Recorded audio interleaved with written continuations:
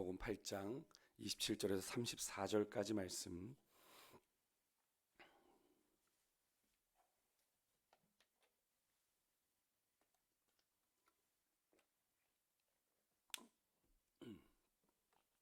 제가 지금 신약성경 67면에 있습니다. 제가 먼저 한 절 봉독하고 여러분은 한 절 교독하는 것으로 34절까지 함께 교독하겠습니다. 예수와 제자들이 빌립보 가이사랴 여러 마을로 나아가실 때 길에서 제자들에게 물어 이르시되 사람들이 나를 누구라고 하느냐?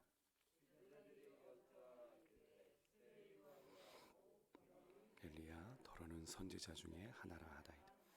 또 물으시되 너희는 나를 누구라 하느냐? 베드로가 대답하여 이르되 주는 그리스도 시니이다 하매 자기의 일을 아무에게도 말하지 말라 경고하시고 인자가 많은 고난을 받고 장로들과 대제사장들과 서기관들에게 버림받아 죽임을 당하고 사흘 만에 살아나야 할 것을 비로소 그들에게 가르치시되 드러내놓고 이 말씀을 하시니 베드로가 예수를 붙들고 항변하며 예수께서 돌이키사 제자들을 보시매 베드로를 꾸짖어 이르시되 사탄아 내 뒤로 물러가라. 내가 하나님의 일을 생각하지 아니하고 도리어 사람의 일을 생각하는도다 하시고 함께 있습니다. 무리와 제자들을 불러 이르시되 누구든지 나를 따라오려거든 자기를 부인하고 자기 십자가를 지고 나를 따를 것이니라. 아멘. 잠시 기도하고 우리 하나님의 말씀 나누겠습니다. 우리 월상예배 헌금, 우리 박문기 목사, 한윤미, 박주형, 우리 김상현 집사님, 김은숙 집사님, 우리 다영이 민준이, 우리 오재훈 집사님 하나님 앞에 월삭 감사 헌금 드리셨습니다. 기도하겠습니다. 하나님 감사합니다. 저희들에게 또 5월이라고 하는 귀한 시간을 허락하여 주셨습니다. 하나님 저희들이 월삭 예배로 주님 앞에 5월 한 달의 시간을 하나님 먼저 구별하여 드리며 나아갑니다. 하나님 지금까지 하나님 저희들의 걸음을 인도하셨던 에베네셀의 하나님, 지금 이 순간에도 우리 가운데 함께 하시는 임마누엘의 하나님, 우리의 걸어가는 모든 5월의 여정 가운데 우리 여호와 일의 하나님이 우리의 걸음걸음을 인도하시는 줄 믿습니다. 우리의 목자가 되셔서 우리의 걸음걸음, 우리의 인생의 길을 인도하시는 주님의 손에 우리의 삶을 의탁하오니 주여 5월 한 달의 시간 동안 주님 선한 길로 형통한 길로 인도하여 주시고 우리를 푸른 초장 맑은 물가로 인도하실 때 하나님 우리의 걸음걸음 가운데 하나님의 살아계심의 증거가 하나님의 전능하심의 증거가 순간순간 경험되어지는 믿음의 역사들이 충만하게 나타나는 5월 한 달의 시간이 되게 하여 주옵소서. 하나님 5월은 가정의 달입니다. 하나님 가정들 가운데 하나님께서 은혜를 베풀어 주시고 하나님 부모와 자녀 간에 또 자녀 간에 형제 간에 하나님 깨어졌던 관계가 있고 마음이 상했던 시간들이 있다면 이 5월의 시간을 통해 주님께서 그 가정을 만지시고 어루만져 주시는 가운데 회복시켜 주셔서 그 가정 가운데 하나님의 나라가 임하고 천국이 임하는 주의 역사가 나타나는 5월의 시간이 될 수 있도록 주님 함께하여 주옵소서. 이 시간에도 주의 말씀 앞에 섭니다. 이 말씀을 통해 우리에게 말씀하여 주시며 우리 각자에게 내마로 말씀하시는 주의 음성을 듣게 하여 주옵소서. 함께하실 주님을 기대하고 드린 예물 축복하며 존귀하신 예수님의 이름으로 간절히 기도드렸습니다. 아멘. 저는 봉독해 올린 말씀 가지고 여러분 잘 아시는 말씀인데요, 하나님이 원하시는 나로 살기라는 제목으로 여러분과 말씀을 나누려고 합니다. 월삭은 한 달의 첫 시간을 하나님 앞에 구별하여 드리는 그런 시간으로 예배하며 나아가는 시간이죠. 그래서 우리 믿음의 인생의 여정은 하나님을 따라가는 길이지 않습니까? 그래서 오늘 말씀을 통해서 우리에게 주시는 주의 음성을 좀 들어보려고 합니다. 오늘 우리가 본문을 다시 묵상해 보게 되는데 이 본문을 묵상하며 준비하다가 떠오른 단어가 두 개가 있습니다. 첫 번째 단어는 정체성이라고 하는 단어입니다. 정체성이라는 건 내가 누구인가, 나는 누구인가의 질문에 스스로 답을 가지는 거죠. 나는 누구다라고 하는 답을 갖는 겁니다. 내가 누구이며 또 어떤 사람인지를 바로 알아야 그 생각에서 그에 합당한 말도 나오고 행동도 따라오게 되는 거죠. 우리가 하는 생각들 또 말들 행동들은 다 어디에서 나오는 겁니까? 우리 안에 깊숙이 박혀 있는 나의 정체성, 내가 누구인가에 대한 자기 스스로의 답변에서 나오는 생각이고 말이고 행동인 거죠. 대한민국 국민이라는 우리에게 정체성이 있어야 우리가 대한민국 국민답게 말과 행동을 할 수 있고 또 그리스도인 또 하나님의 백성이라고 하는 정확한 정체성이 있어야 그리스도인답게 하나님의 백성답게 우리가 살아갈 수 있는 거죠. 저의 경우는 이제 50을 좀 목전에 두고 있는데 그것을 남성으로서 제가 바른 정체성을 가져야 50대에 맞는 바른 말과 행동이 나오게 되겠죠. 제가 50대를 앞두고 있는데 막 젊은이들처럼 막 그렇게 행동하면 안 되는 거잖아요. 또 제가 하나의 아빠고 한 아내의 남편으로서 정체성이 바로 설 때 아빠답게 또 남편답게 제대로 행동할 수 있는 거죠. 이렇게 나 자신에 대한 정체성을 우리가 계속 확인하고 확인해야 그 연령에 맞게 또 우리가 속한 직분에 맞게 또 그리고 역할에 맞게 우리가 살아갈 수 있게 되는 것이고, 정체성이 분명해야 엉뚱한 사상이나 유혹에 흔들리지 않고 바르게 그 역할을 감당할 수 있는 것이죠. 오늘 본문을 묵상하면서 떠오른 또 하나의 단어는 바로 존재감이라고 하는 단어입니다. 존재감은 내가 존재하고 있다라고 하는 느낌, 판단을 의미하죠. 근데 사람들은 보통 내가 사람들 사이에서 어떤 서열에 있는지 또 어떤 위치에 있는지를 통해서 자신의 존재감을 느끼죠. 사람들이 나를 얼마나 알아주고 인정하는지 여부에 따라서 자신의 존재감을 느끼는 것이 달라지는데요. 그러다 보니까 존재감이 있다 또는 존재감이 없다라는 말이 사람들이 나를 얼마나 알아주느냐 그렇지 못하느냐에 대한 의미로 약간 바뀌어서 쓰이게 된 것을 우리가 볼 수 있는데요. 그러다 보니까 사람들이 무엇으로 자신의 존재감을 드러내려고 합니까?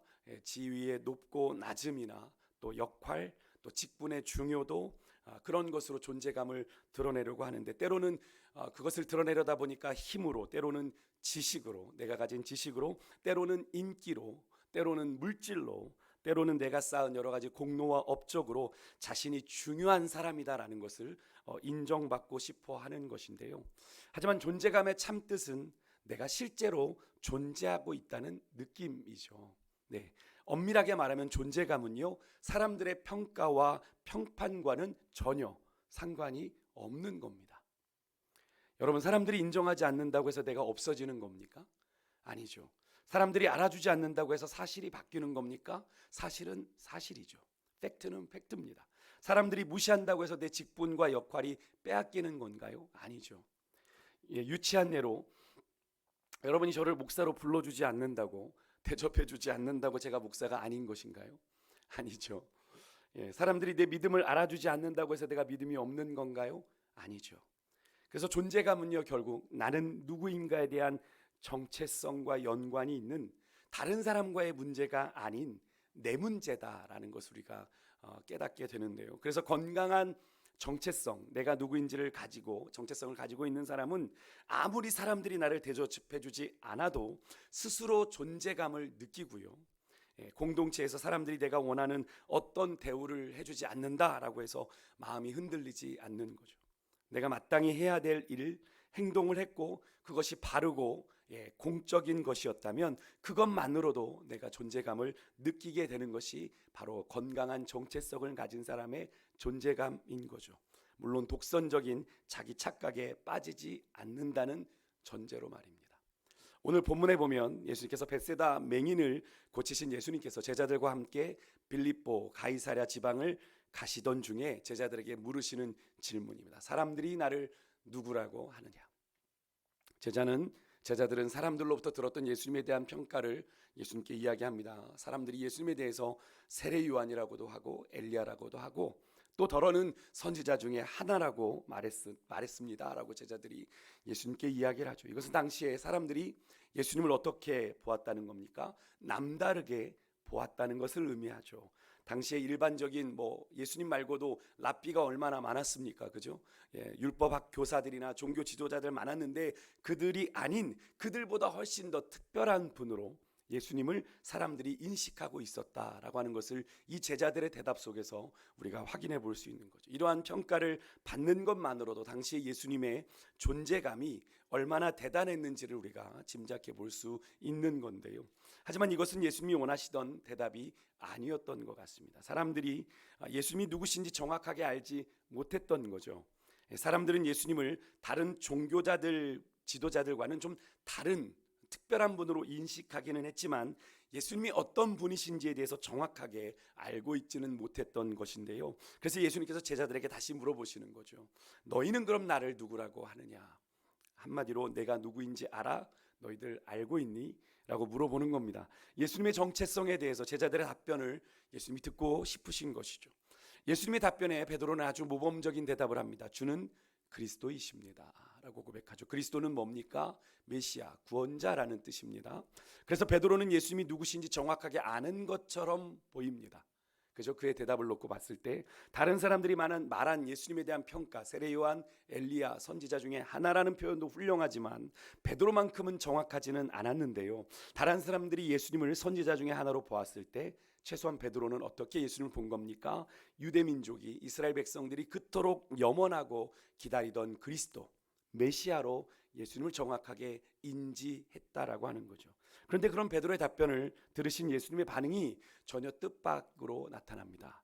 자신을 그리스도로 정확하게 알고 고백한 베드로의 답변에 대해서 예수님이 어떤 긍정이나 어떤 칭찬도, 물론 마태복음에는 칭찬이 나오지만 오늘 마가복음에 나오지 없이 예수님은 자기의 일을 아무에게도 말하지 말라고 경고하시면서 이렇게 말씀하시죠. 오늘 본문 31절입니다. 인자가 많은 고난을 받고 서기관들과 종교 지도자들에게 버림받아 대제사장들에게 버림받아 죽임을 당할 것이다. 그리고 사흘 만에 다시 살아나게 될 것이다 라는 말씀을 하십니다. 왜 예수님께서 이 베드로의 정답 같은 이 대답에 이런 반응을 보이시는 걸까요? 그래서 바로 제자들과 베드로가 고백한 주는 그리스도이십니다, 메시아이십니다라는 말에 대해서 예수님이 무언가 부정하고 거부하고 계시다라는 것을 우리가 알 수 있는 거죠. 그렇다면 여러분, 예수님이 그리스도가 아니라는 말입니까? 예수님이 하나님이 보내신 메시아가 아니라는 뜻인가요? 여기서 예수님의 말씀은 그거죠. 자신이 제자들이 생각하는 그런 그리스도, 그런 메시아가 아니라는 의미인 거죠. 그리스도가 맞고 메시아가 맞는데 제자들이 꿈꾸는 메시아 그리스도가 아니라는 겁니다. 과연 제자들과 베드로는 어떤 마음으로 예수님이 그리스도라는 것을 고백을 했을까요? 그들이 생각하시는 그리스도는 어떤 분이었을까요? 그래서 바로 자신들의 어려움, 이 고통받는 이 어려운 현실의 고난을 해결하실 수 있는, 이 로마의 압제 가운데, 폭정 가운데 고통받고 있는 우리의 이 어려운 삶에 이 굴레를 벗겨줄 수 있는, 자신들의 피로를 채워줄 수 있는 그런 분을 말하고 있는 거죠. 예수님을 자신들의 어려움과 문제를 단번에 해결해 줄 수 있는 능력을 가진 분으로 믿고 그리스도라 고백한 겁니다. 예수님과 지내다 보니까 이분의 가르침, 이분이 가진 그런 신적인 초월적인 능력이라면 충분히 자신들이 원하는 소원 들어주실 수 있는 분으로 인정한 겁니다. 예수님이 분명 앞에서 제자들에게 바리새인들의 누룩, 헤롯의 누룩을 주의하라라고 8장에 보시면 얘기를 하셨어요. 그리고 제자들이 그렇게 말씀하시는 예수님의 누룩에 대한 이야기를 깨닫지 못하니까 너희들이 깨달아야 된다는 책망을 하시거든요. 베세다 맹인을 고치시는 사건 앞에. 근데 그들은 여전히, 이 제자들은 자신들의 이해 속에 하나님을 이해하고, 예수님을 이해하고 있는 거예요. 자신들의 세계 속에 갇혀 있었던 겁니다. 예수님은요, 벳사다에 사는 이 맹인을 고쳐주시면서도 23절에 보면 좀 특이하게 예수님이 이 맹인을 고치시죠. 그를 마을 밖으로 데리고 나오셔서 그를 고쳐주십니다. 그냥 있는 자리에서 뭐 눈을 뜨게 하실 수도 있는데 그를 마을 밖으로 데리고 나와 고쳐주시고, 그리고 그렇게 고침받은 이 맹인에게 26절에 보니까 마을에 들어가지 말아라 라고 하는 조금은 독특한 당부를 하십니다. 여기에는 예수님의 특별한 의도가 있는 건데요. 그것은 그렇게 고침받은 그가, 이 맹인이 그동안 그 일을 짓누르고 있었던 율법의 가르침, 그죠? 그 가치관, 그 고집과 편견이 가득한 그 현장에서 나와야 된다라는 말씀으로 예수님께서 그의 눈을 뜨게 해주신 뒤에 네가 새로운 하나님의 나라를 바라보는 인생을 살아야 된다라는 의미로 그런 말씀을 주셨던 거죠. 이 가르침은 비단 맹인으로 있다가 눈을 뜬 그 사람에게만 주시는 예수님의 가르침이 아니라 예수님과 동행하고 있었던 제자들에 대한 가르침이기도 한 것이죠. 너희들이 가지고 있는 그 한계, 율법의 한계, 너희들의 민족으로 갇혀져 있는 그 한계를 뛰어넘어 눈을 열기를 바라시는 그 마음이, 하나님의 마음이 그 안에 반영되어 있는 거예요. 그럼에도 불구하고 그런 장면을 그렇게 가까이서 목도했던 제자들은 여전히 예수님을 그리스도로 알면서도 원래 그분의 모습으로가 아니라 자신들이 알고 싶고 자신들이 믿고 싶은 대로 예수 그리스도를 따르고 있었던 거죠. 이 사실을 우리가 어떻게 알 수 있습니까? 32절에 보면 예수님의 그런 말씀, 인자가 제사장들과 서기관들에게 넘겨져 죽임을 당하고 사흘 만에 살아나야 된다 라고 하는 이 말씀에 베드로가 예수님을 붙들고 항변하는 장면에서 우리가 그것을 알 수 있죠. 분명한 것은 뭡니까? 제자들의 뜻과 예수님의 말씀이 핀트가 맞지 않는 거예요. 같은 의미가 아니라는 겁니다. 여기서 항변하다라는 뜻 헬라어로 에피티마오라고 하는 단어인데 꾸짖다, 질책하다라는 뜻입니다. 제자가 스승에게 쓸 수 있는 단어는 아니죠. 베드로의 다혈질적인 성격을 고려해 봤을 때 그 성격으로 예수님 붙들고 조근조근 따졌을까요? 아니죠. 베드로는 자기 뜻대로 대답해 주지 않는 예수님의 말을 질책하면서 따지듯이 선생님인 예수님께 덤벼든 겁니다. 지금껏 자신이 예수님을 따르고 헌신했던 이유와 목적이 예수님의 그 한마디, 인자가 서기관들과 종교 지도자들에게 넘겨져 죽임을 당하고 라는 그 말로 완전히 어떻게 해요? 다 산산조각이 물거품이 되어버린 거기 때문에 그렇습니다. 그러니까 예수님께서 그런 베드로를 어떻게 하십니까? 꾸짖죠.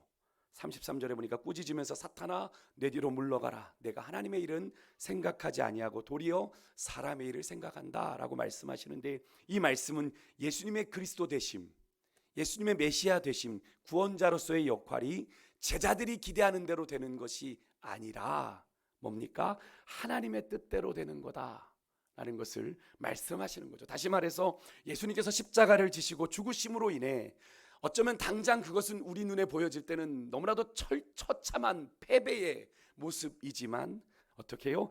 우리를 위한, 우리에게 보다 근본적으로 필요한 진정한 구원의 역사를 이루셨음을 이야기하고 있는 거죠.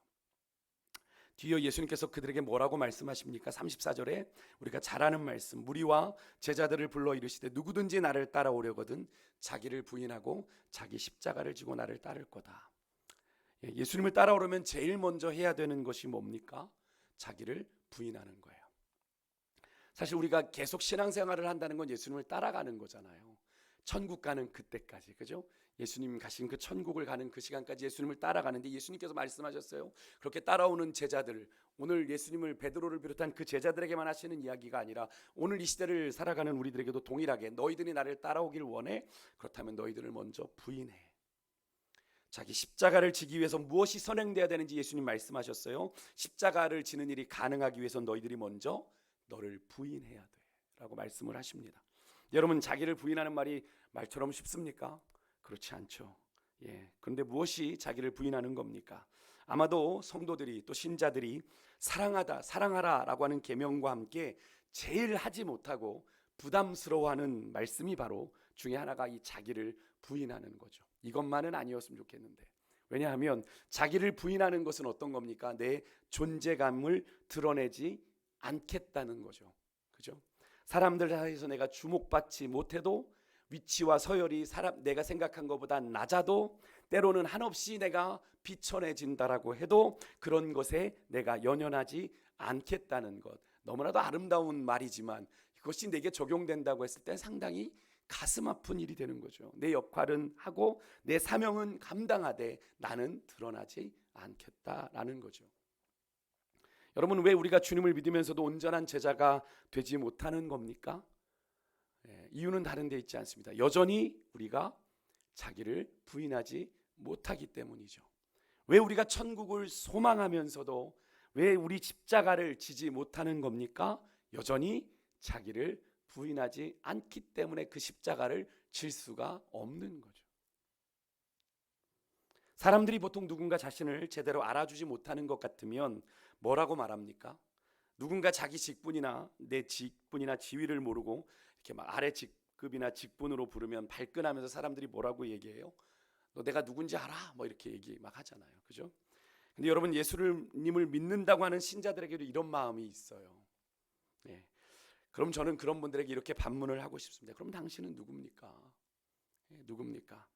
도대체 무엇이라고 불러주고 어디까지 인정해주고 얼마나 높여줘야 자기 존재감에 만족을 할까요? 도대체 그런 분들은 나는 누구인가에 대한 자기 정체성을 어떻게 가지고 있기에 여전히 그런 강력한 반발을 하게 되는 것일까요? 사람들이 예수님을 엘리야, 선지자 중에 하나로 안다는 것 자체가 예수님을 인정하는 것이고 예수님을 평범하게 보는 것이 아니라 참 남다르고 특별하게 본 것이다라는 말을 제가 서두에 말씀을 드렸는데, 특별한 존재로 인식하는 거다라고 말씀을 드렸는데, 보통 사람들은요 그 정도의 칭찬을 들으면 우리는 예수님에 비하니까 그것이 되게 부족한 것 같지만, 엘리야 하면 그 당시 유대 사람들에게는 어마어마한 권위를 가지고 있는 구약의 선지자 중에 대선지자이지 않습니까? 나름 만족하고 그것을 즐기려고 합니다만, 예수님은 그리스도이시고 살아계신 하나님의 아들이셨기에 그런 사람들의 인정, 사람들의 칭찬에 연연하지 않고 그것을 거절하시죠.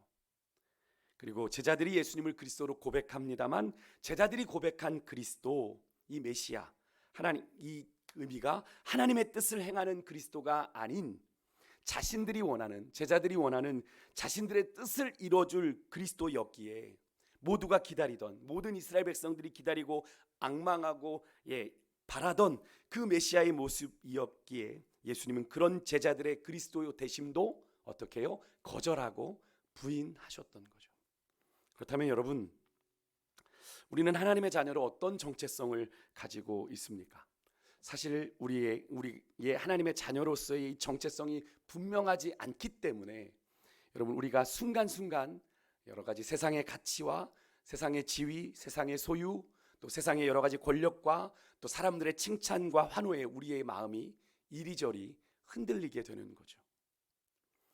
우리가 주님만 기억하시면 족하리라고 참 찬양도 하고 그렇게 우리의 믿음을 고백하지만, 실상은 그러지 않기에 우리의 마음이 주일에도 하루에도 수없이 경노하고 난리를 치는 거 아니겠습니까? 하나님의 자녀로서의 정체성만 우리가 분명해도 사람들의 칭찬에 일일비하며 우쭐대거나 때로는 자존심 상하는 일도 없을 것이고, 이 사람이 왜 아무것도 건들지 않았는데 설교 듣고 있었나 봅니다. 네. 혹시 사람들이 내가 누군지 내 직분을 잘 몰라줘도, 내가 한 일에 대해서 굳이 알아주지 않아도 기분 상하지 않는 거죠. 내가 하나님의 자녀라고 하는 분명한 정체성만 있으면. 왜 그렇습니까? 주님은 아시니까. 여러분, 하나님의 자녀, 또 내가 직분자요, 사명자요, 또 내가 그리스도인, 예수 그리스도로 말미암아 거듭난 그리스도인이라고 하는 정체성만 분명해도, 여러분 잘 기억하시고, 내가 무엇을 내 삶 가운데 받아야 하고 무엇을 내 인생 가운데 벌어야 하는지를 알게 되는 거죠. 여러분 꼭 기억하시길 바랍니다. 하나님의 자녀로서 그리스도인으로서의 정체성만 확실해도 우리의 인생의 기준, 방식은 달라질 수 있습니다. 그것을 우리가 놓쳐버리기 때문에 우리의 인생의 방향, 기준, 가치, 그것이 자꾸 오락가락하게 되는 거죠. 그래서 우리는 오늘 이 아침에 우리 자신을 좀 깊이 돌아보길 원합니다. 나의 특별함을 자꾸 드러내려고 하는 것, 내가 남들과 좀 남다르다는 것을 자꾸 말하는 것, 그런 인정의 욕구들이 누구에게나 다 있잖아요, 그죠? 그것을 통해서 내 존재감을 내가 굳이 확인받으려고 하는 그런 마음이 우리 안에 있는 것 아닌지 좀 돌아볼 수 있기를 원합니다. 여러분, 자기를 부인하는 것, 자기 존재에 대한 부인이 아닙니다. 자기 부인은요, 하나님을 통해서 나를 보는 거예요. 십자가를 통해서 나를 보는 겁니다. 그래서 하나님 앞에서, 십자가 앞에서 나라고 하는 존재에 대해서 명확하게 아는 거예요. 십자가 앞에서 나는 아무것도 아닌 존재가 아니라요, 용서받은 죄인이고, 지금도 여전히 용서가 필요한 죄인이고, 앞으로도 우리가 용서받아야 할 죄인임을 잊지 않는 것. 그 이면에 뭐가 있어요? 나는 하나님 앞에 허물 많은 죄인입니다. 연약한 죄인입니다. 그 죄인이 자랑할 게 있겠어요? 없는 거죠. 그러한 자기 인식이 더 선명해지고 명확해지는 것이 바로 자기 부인이에요. 죄인이라는 건 어떠한 가능성도 없는 존재잖아요. 하나님의 용서가 있어야 의미가 있는 존재이잖아요. 그래서 그렇게 내가 하나님 앞에서 과거에도 용서를 받았고, 지금도 내가 용서받아야 할 죄인이고, 앞으로도 내가 그렇게 용서받아야 하는 죄인인 것을 깨닫게 될 때, 내가 그렇게 나는 부인이 되어지는 것이고, 우리가 그렇게 십자가를 지고 우리가 주님을 온전히 따를 수 있다는 거예요. 우리가 주님 앞에서 나 자신에 대한 부인을 하면 할수록 우리가 원래 주님이 우리에게 원하시는 우리의 진정한 모습에 더 가까워지게 되는 겁니다. 자기를 부인하는 것, 세상에서나 사람들이 볼 때는 존재감이 없어지는 것처럼 보입니다. 그죠? 그런데 하나님 앞에서는 내가 나를 부인할수록 더 분명하게 나의 존재감이 드러나게 된다는 것, 여러분 기억하십시오. 사람 앞에서는 존재감이 없어지는지 모르지만 내가 나를 부인하면 부인할수록 내 안에 뭐가 더 빛나게 되는 겁니까? 내 안에 계신 그리스도가 더 존귀히 드러나게 되기 때문에. 사랑하는 성도 여러분, 우리는 예수님의 뒤를 따라가는 제자들입니다. 예수님의 십자가의 길에 참 생명과 구원이 있음을 알고 또 믿고 따라가는 자들이죠. 너무나 당연한 이야기를 드리지만 여러분이 정말 그것을 제대로 인식하고 살아가고 계시다면 여러분이 무엇을 바라보고 무엇을 따라가야 되는지가 더 분명해지는 거죠. 여러분 기억하십시오. 자기를 부인하지 않고는 절대로 내 몫에 태인 십자가 질 수 없고요. 자기 십자가를 지는 삶이 없이는 절대로 우리의 믿음을 바로 지킬 수가 없습니다. 자기 부인과 자기 십자가를 지는 삶만이 우리 믿음의 사람들로 하여금 하나님 앞에서 올바른 믿음을 갖게 해주고요. 그 길은 비록 쉽지 않은 길이지만, 인간적으로는 한없이 매력이 없어 보이는 길이지만 그 길만이 우리를 참 생명의 길로 인도할 수 있다는 사실을 여러분 믿으시길 바라요. 자신의 그리스도이심도 부인하고 하나님의 뜻에 모든 것을 맡기셨던 우리 예수님을 본받아 여러분 하나님 앞에서 내가 누구인지를 끊임없이 질문하며 이번 한 달을 우리가 좀 살아낼 수 있기를 소망합니다. 내 삶의 참 주인이 되신 우리 하나님이 원하시는 내가 원하는 내 인생이 아니라 하나님이 내게 원하시는 나의 인생, 진정한 나를 새롭게 발견하고 온전히 제대로 인식할 때 우리의 삶의 방향이 더 분명해지고 확실해질 수 있는 거죠. 이번 5월 한 달의 시간, 여러분들에게 어떤 일정이 준비되어 있는지 모르지만 각자가 처한 환경과 상황이 다르지만 우리가 삶을 살아가야 되는 그 중심과 기준은 다 똑같죠.